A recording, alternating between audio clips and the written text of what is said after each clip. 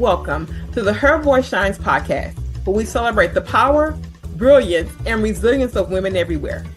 I'm your host, Shanasia Washington.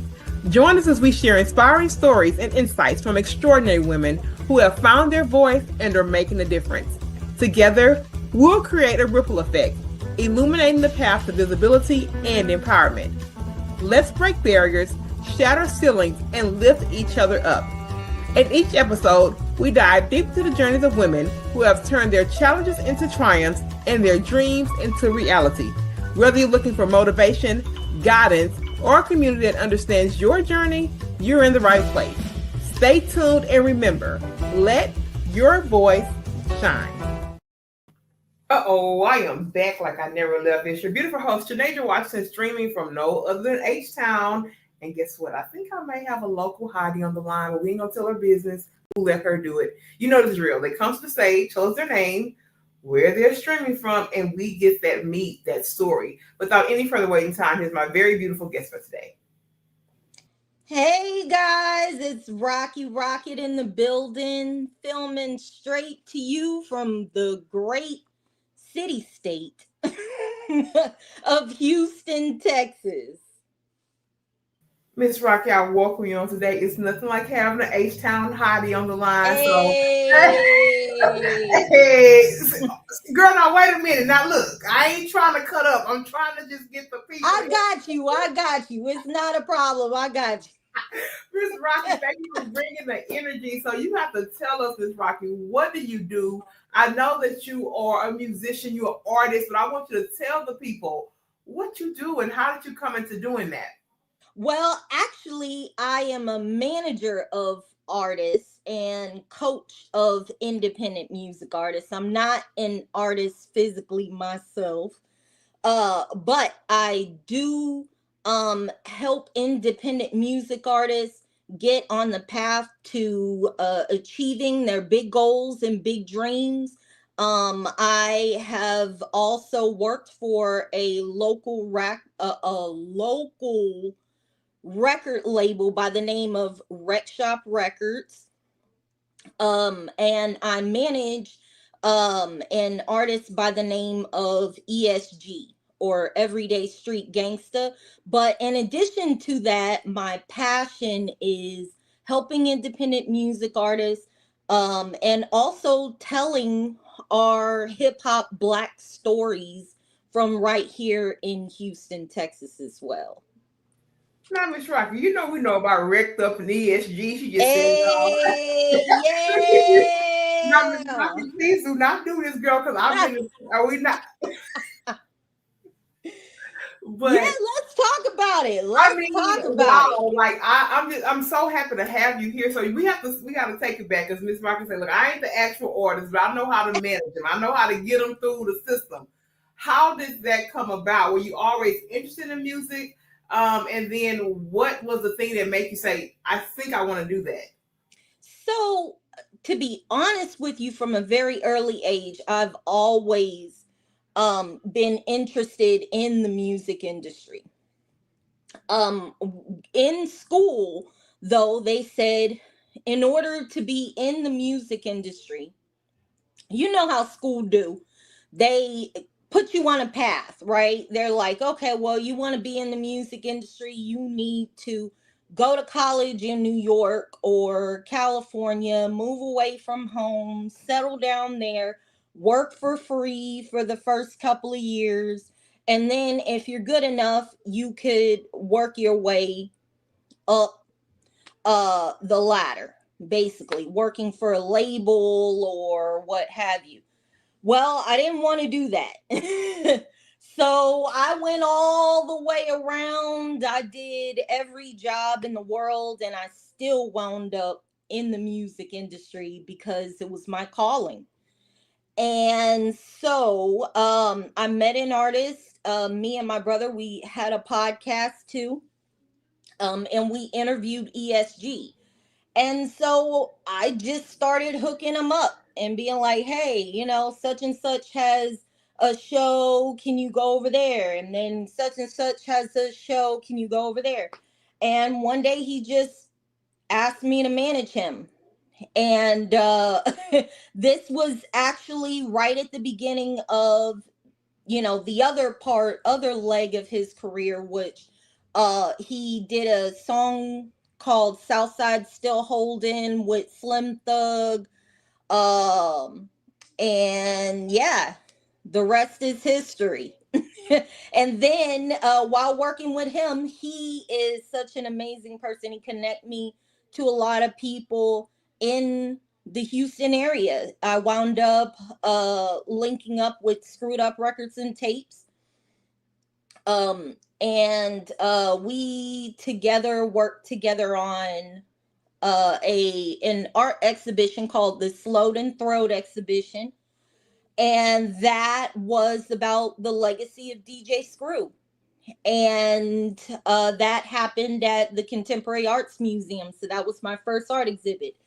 And then we started working on putting together a whole week of events dedicated to DJ Screw, another museum, and it was a lot all going on at the same time. But that's how I wound up here, and I love it. And so now I'm more wanting to help upcoming music artists who feel like, they're not being supported or not being heard or not being understood and not being as organized as they feel that they would in signing to a record label.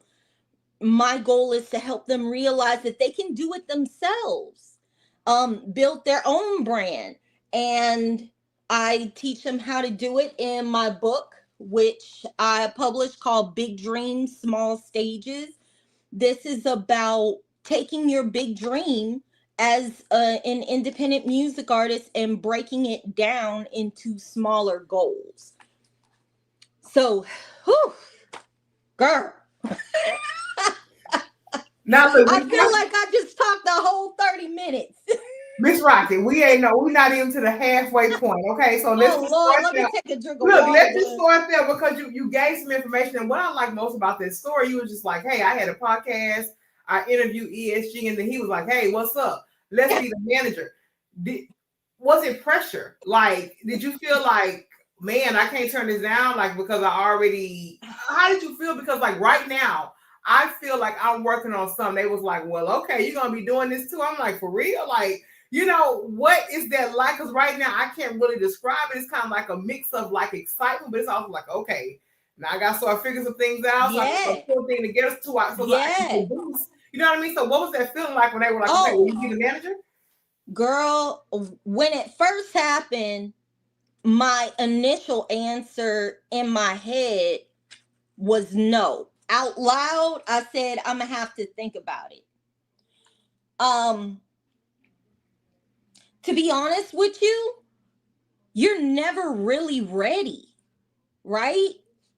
You're never really ready. You never feel like, oh my God, this is the moment that I've been waiting for my whole life. It's go time.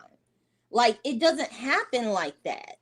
So I guess it's just little stages that you just keep saying yes, and you keep moving and pushing forward, and you just keep saying yes. That's it. I mean, it's you could cancel on the idea. You could say, I don't want to do it and I'm not ready right now. But again, we're never really ready. It's never really the best time. You just gotta say, all right, well, I guess we're building this plane going down, God.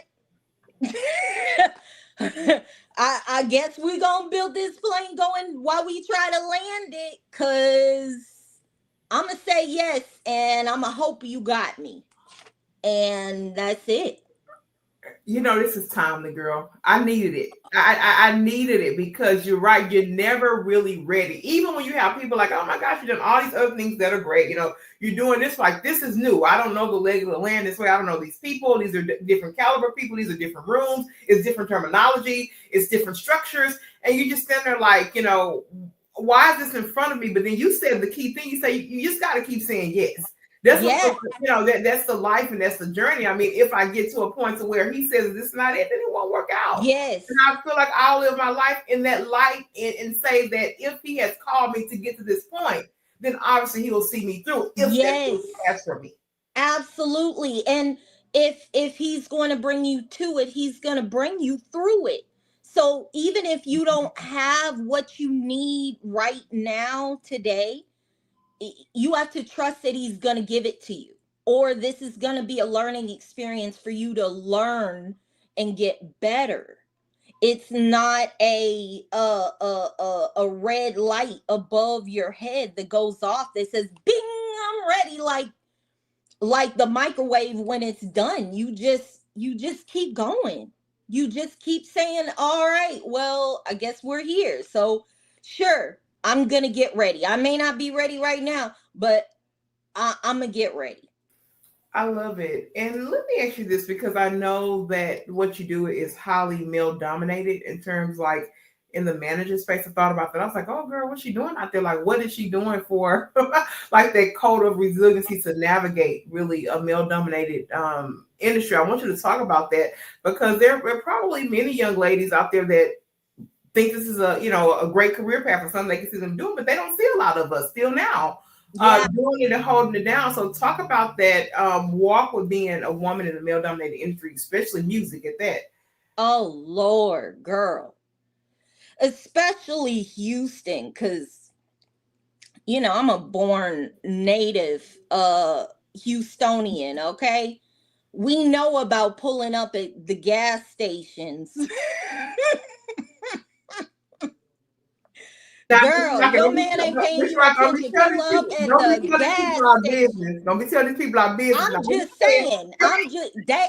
They already know because obviously they're moving here. So anyway, um, yeah, it was tough. I gotta say, it was tough because you know, uh, granted, there are women of the female persuasion who like to date music artists and celebrities. So any female who comes in the door is definitely looked up and down right off the bat. Uh to be honest with you, I went the other extreme, girl. I was cussing out promoters. I mean, I was going to make a name for myself. Like, uh, don't hit on me because it ain't going down like that. And you know it. So back off. You know what I'm saying? Like it was that over and over and over again. And it's not even saying that I look that good to be getting hit on all that much. It's just saying that was kind of the hurdle that you got to jump over as a woman in a male dominated industry regardless. But eventually people got the point. So much so that dating was even kind of hard like after that, but I had decided no more dating within the industry anyway, because now these people see me a certain way that they can't see me any other way. So really it was really just being about your business, handling business, going to business meetings, and being straight about your business and not letting them see a slip show, so to speak. Not letting them catch me any kind of moments. I was making sure that I didn't, overindulge in their lifestyle and they see me kind of slipping up in that way because I'm professional and that's just it. It's Rocky or sis, not baby, not mama, not yo girl, none of that. Yeah, you have to teach them how to treat you. So Exactly. when you came in there off the rip, like it's not going down like that. Don't even try it. You put that aura out there, okay? And you can't teeter with it, especially in that kind of industry. You can't, allow a couple people to do it, and then you trying to be. You have to come off the rip and say, "Nah, this is how it's going down. I ain't your baby. I ain't your mama. I ain't your sweetie. I ain't No, nothing. I ain't no, it was a hard stop.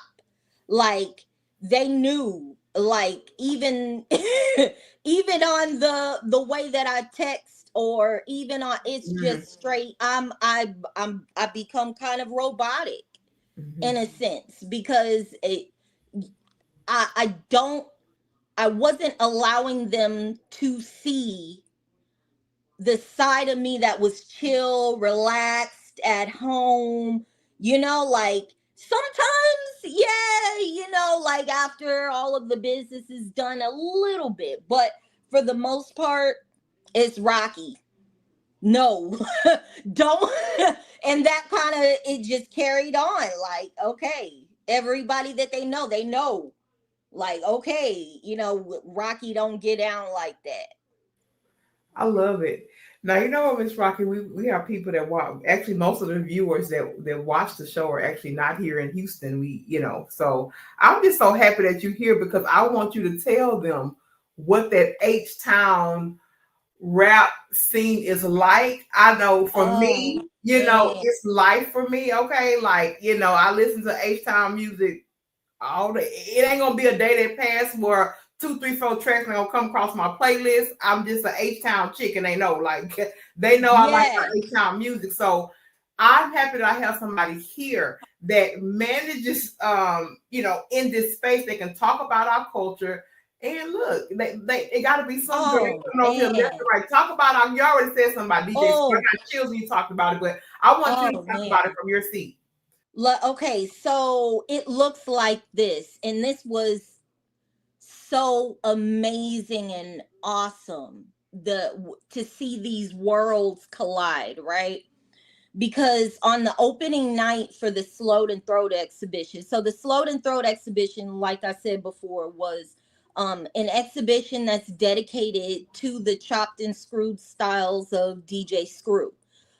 DJ Screw, for those of you who don't know, was a very popular um, DJ who pioneered the slowed and chop method, which is like slowing it down, but not just slowing it down and running it back, which is like they'll go back maybe a bar and let it play again in slow motion, or he'll chop it, like, it'll be like and so on the opening night of the exhibition, there was a line wrapped around the building, and a lot of these people had never stepped foot into a museum before. So then we also had people who had never heard of DJ Screw before, but they visited because it's a new art exhibition. So to watch these worlds kind of collide in this appreciation for one side, but open-minded enough to go through the experience, it was a beautiful thing. um there were bicycles. If for those of y'all who don't know, we have a bicycle club. I think we have a few bicycle clubs, but we have a bicycle club here in Houston, and I think it's a Clutch City Riders, and they ride up and down downtown. Well, on this particular night, they were riding up and down the art museum district, playing chopped and screwed music. So it's just hip hop for the city of Houston. People think that they know. They're like, when you go other places, they're like, yeah, yeah, yeah. You mean Paul Wall? Yeah, you mean Slim Thug? Yeah, you mean Chameleonaire? And yeah, they've heard of these people because these people have gotten, mass uh hits by collaborating with Beyonce, and it's on the radio, right? Everywhere. But it's so much deeper than that. It's people riding Slab up and down Scott on a Sunday and jamming DJ Screw, and that's something that you can't really explain to people. Maybe some people can. I can't. It's more you got to see it to believe it. And that's just what it is for me. No, they just gotta play that June 27th, okay? And then it's Yeah, we'll play June 27th. Yes, Yeah. really. I mean, that would be my thing that gets. I probably June 27th probably come on a playlist at least once a week. I don't necessarily go through the whole thing. I got my little segments that I really just like and gonna go bar for bar. But that would be the introduction for me. Like this thing here, like for us, is like everything. If we win the game, we win World Series. I'm finna jam June 27th. You hear me? That's what I want to play. And fun fact, June 27th is actually, a lot of people don't know that that's not DJ Screw's birthday. They know it as a popular mixtape, one of the most popular mixtapes that he's ever come out with. But also, fun fact, that is Demo's birthday. Demo was a big supporter of the Screwed Up Click, or the SUC, and he's the one who actually produced that and pieced that together, and they did that for his birthday. So and then Sylvester Turner awarded Big Pokey June 27th as his day as well, before Big Pokey passed away. Well, actually after Big Pokey passed away. So June 27th is a big day. June 27th is like a holiday here in Houston. No, it definitely is. It is. It's definitely a holiday. My birthday is June 25th. So that whole week is like, come on, H-Town, hold it down. Like the whole week. Like, it's big H-Town energy. And I think now to get to a point now, we've seen a lot of our pioneers like pass and go away. Like it's been tough. You know, we had a rough road, you know, over the past, you know, few years with that. So I'm always just kind of looking for, you know, just fresh music and fresh culture and fresh arts for our people here in Houston, Texas. So I just feel good. You make me feel good, Miss Rockett. You know that when you get a real true one on here, you know, that understand that and really appreciates it as an art form. I'm just all for it. Even beyond that, like now my thing is, we got to tell these stories, right? And that's why I was really close to the DJ Screw exhibition and his story. I have talked to Lance Scott Walker, who actually wrote a book on DJ Screw. He's was interviewing for 14 years to tell his story properly. And we got to tell these stories, because how else are they going to happen? Houston has not had like a Warner Brothers or like a Capitol Records or like a legacy section of you know, their record label, of our record label, that takes care of telling these stories. Because they were independent, if we aren't telling these stories and these people are passing away, who's going to tell it? So that's been my thing as of lately. While these people are still alive, while these people are still around, or even after these people pass, is we have to continue to tell these stories, or else these stories go away or they aren't told correctly. So yeah, Miss Rockett, it seems like we might have to get together. It's work to be done. I'm serious. It's work to be done in our city. And I'll tell you this. I don't know if I have it. Let me see. Like, if it's not quickly available, I won't do it. But this right here means a lot to me. My grandfather turned 80 years old in October of 2024. So just a few months ago, right?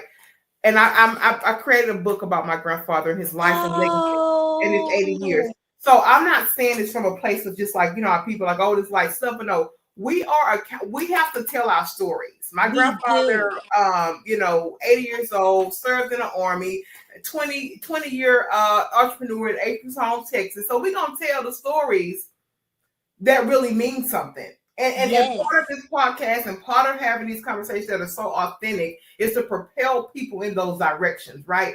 And when you said that, you were talking about it, I said, I got chills because I'm meeting women on this podcast that are the keys to some of these stories getting out. And you got some keys over there now, Miss Rocky. You need to you got some keys over there. Hey, it's all about that. Exactly what you're saying. And that comes back around to our legacy is, even as we are printing books, right? Even as we're telling these stories. First of all, what I've had to learn as a writer is to get out of my own head about what is good enough, right? Because I was sitting on a finished book for at least a couple of years. I was working on it, and then I would stop, and then I work on, and then I stop, and then I go back and I read it, and I was like, okay, this isn't good enough. This is not what I have read before. And then I'd have someone edit it, and then it wouldn't sound like me. So it was a lot of that. It was like going back and forth with the tone, with the language, with the spelling, just overly analyzing absolutely every single detail. Like, I gotta get this right. I gotta get this right. But again, it's never good enough. And I thoroughly encourage you to get to a point in the book where you're satisfied with the work, or give yourself a deadline and say, here, no, I'm going to give $100 to my accountability partner if I don't have this published by this day, because if it costs you money, if it costs you money, you gonna do it. So that's been really my whole thing, is like, it's never good enough.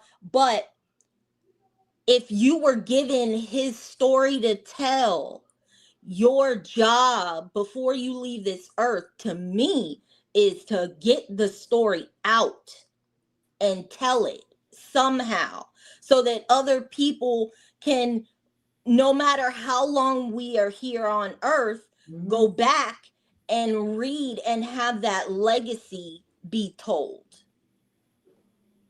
And that's where it's at. And people will, I call it perfection paralysis, right? You know what I'm saying? You gotta be so perfect, Yeah. but you haven't gotten it anywhere. Yeah. You know, Yeah. and I Yeah. had a mentor, and I'm still in like contact with him, and he would always say, done is better than perfect. And Yes. it's something that sticks with me now. It's like, you're gonna get this done. I mean, there is not a model of perfection that you're chasing, but you are accountable for getting the thing done. So that is Absolutely. the model that I live by. And to see, our communities here in Houston changing, and many other communities that meant so much to our ancestors changing, we have to be the ones to keep that legacy and that story in place. And Absolutely. I cannot stress that enough. So even with this very thing here, with this process, you know what? I don't care if 2 come or 200 come. Sinead is going to do what she's called to do, and I'm going to wake up every day and do that. So that Yes. is a testament of what the vibe has been like, heavily, really, for the past, I would say, 16 months. I don't want to leave without you telling us where we can find that book, and then also to tell us about some services, because are you still actively like managing clients, or are you just kind of moving back to the, just not necessarily managing, but maybe providing like consultant advice? Like, what are you doing now in the space, like in the music industry? Well, as of right now, since I put out this book, and this book can be found on Amazon, Big Dreams, Small Stages, the art of staging your goals as an independent music artist. It's on Amazon right now. You could also go to www.musicbizwiz.com. This is a space that we are curating for independent music artists to learn what we know. Not only me, but D-Rec is a part of this as well. We're teaching the independents from the independents, right? How to go back to the basics of putting your music out, guerrilla marketing, street marketing, networking, getting offline and going and actually meeting people.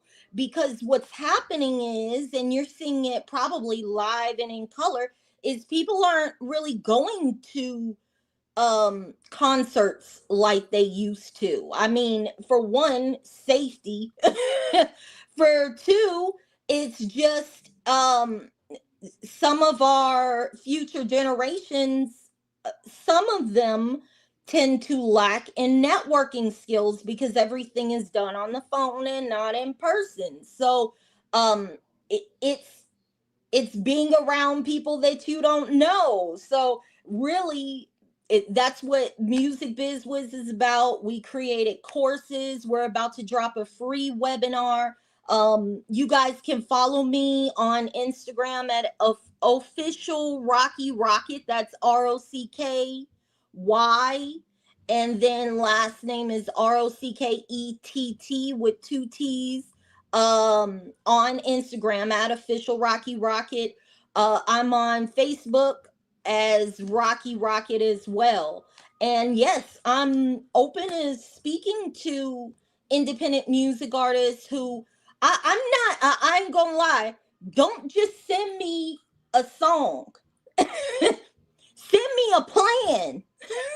Don't send me a song, because that's relative, okay? Like, I don't listen to everything that everybody listens to these days. I'm like old school music all day long, okay? So, but it's not about that. It's about organizing a movement, finding your groove, branding yourself, showing up for your fans, building your fan base. If you can't do that, then it don't matter how good your music is, because ain't nobody gonna hear it. So No. That's real talk, because and that consistency is showing up. These young folks, yes, they think it's supposed to be microwave, right? yes, I'm telling the truth. I mean, they don't believe in wanting to sharpen their muscle and keep doing it and keep going. yeah, They think they supposed to have an Instagram life right off the rip, and that's just yeah. not.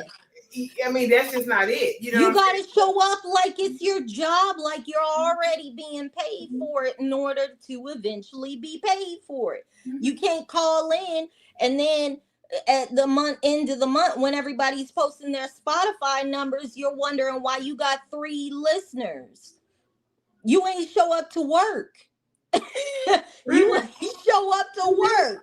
And I'm not the one that you need to be sending your music to. You need to find your audience, and if you don't know how to do that, then you got to get with people who know how to do that or can learn how to do that and then help push you to where you need to be. So that's really what I'm about. I understand that this industry, the independent music industry, it's full of independent professionals, which means that sometimes some of them don't take their job as seriously in promoting artists or doing what they say that they're going to do. But the least you can do for your brand is YouTube, Google, Chat GPT. Damn it, do something. Just don't sit on it. Don't sit on your story, right? Get it out there. Don't sit on your art. Get it out there. And if what you don't know, will eventually hurt you. So find out what you don't know and learn it and get behind those people and let those people get behind you. And the rest will take care of itself. I love it. And I have to ask you this. I could have probably gone on for 2 hours, Miss Rockett, but these folk, I know. Let me That's ask you me this though, too. because it was something in the intake form that really touched me, right? Because you said that you have become more empathetic from seeing artists as humans. Because we're in such like a cancel culture now. Like you do one thing and like they want to cancel on you because they say one thing that they don't necessarily agree with, and then it unwrites all the 1,000, a million positive things they've done. And they have to deal with the mistakes that, an everyday person that deal with behind closed doors is amplified because of who I am. I'm an artist, or I'm supposed to look a certain way. Talk to us about that, because especially now in the social media world where everybody wants to be popular and be in the spotlight and do all these things, there is also too social responsibility, that comes with that platform. Yeah. So let's talk about it. The reality of it is, regardless of who our people are, those are still our people, right? And we, just because someone else was really, really good at hiding the skeletons in their closet, why are we rewarding that? We don't know what anybody has done in the dark, right? If it's not exposed or on the internet. So how I feel about that is, as Black people, learning how to tell the stories, kind of detaching from that. Now, that was the thing with DJ Screw, and I'll just say this real quick. DJ Screw was known for sipping lean, which is codeine mixed with soda, right? And there are a lot of people who say that his music popularized the usage of lean. And it sounds better if you have been sipping lean and everything like that. And the question was brought up, why are we popularizing someone who popularized a drug being used? But at the end of the day, celebrities, I'm not going to say all of them, but when the camera goes off, okay, like, these people, they have their stuff. They have the things that they do and use in order to become the person that you see in front of the camera. So how are we going to use that as a reason why nothing that they have achieved or done, we're just not going to tell that story, right? All we're doing is we're erasing somebody who created an area for us, for our people. Regardless of how we feel about what that person uses, it's still our story to tell. And that's just how I feel about it. Sometimes you just got to detach. Like, this is a story, this is what happened. You guys are going to take it how you take it, but at the end of the day, this is his story, these are our stories. And again, everybody got they something. Just because it ain't on camera and in front of everybody, don't mean that we just get to throw away that person's legacy. That's just how I feel. Mm-hmm. And it's so interesting, Miss Rocky. I think I was telling somebody, I was like, man, this past 7 months has just kind of been a very weird 7 months for me in terms of like the rooms I've been in. I'm like, how am I even have a conversation with this person? Where you come from? I don't know. You're not in your circle ever. And when you see these people on pedestals and people are thinking that, these people are a certain way and everything is just so pristine. And the reality is that they are just people, and they have their own family problems, their own coping mechanism, and all these different things. So I'm really happy that you talked about those things in the way of, it's being detrimental, I should say, to their legacy. And rest in peace, DJ Screw. I'm still saying it, loud and proud, and thank him for everything he's done for our city. Now, I want to give you the chance here, Miss Rockett. This is the part of our show we cue to you for final thoughts. We ask our guests to give us something as final parting words for our time together, and really something that captures the essence of Rocky Rockett. Over to you for final thoughts. My final thought is start. One word. It's simple, but we all make it way more complicated than it needs to be. I tell our people, Black people, just start, just create. Don't talk about what you're going to do, because when you talk about it, it fulfills a side of you that makes you feel like it's already done. And when you say, oh, well, I'm gonna do this, or I plan on doing this, it takes that part out of it, where you just need to start. Just do it. Just do it like Nike say. Just get it done. And don't be too hard on yourself about what getting it done is going to look like, because you got to allow room for God to hop in and turn it into what he wants it to be. The last part, I'm walking it out. I'm walking it out and letting him straight. Look, I'll tell you, my guests, they be kind of coming from me. They don't know it. Look, they don't know it, but they be kind of coming from me like a little bit.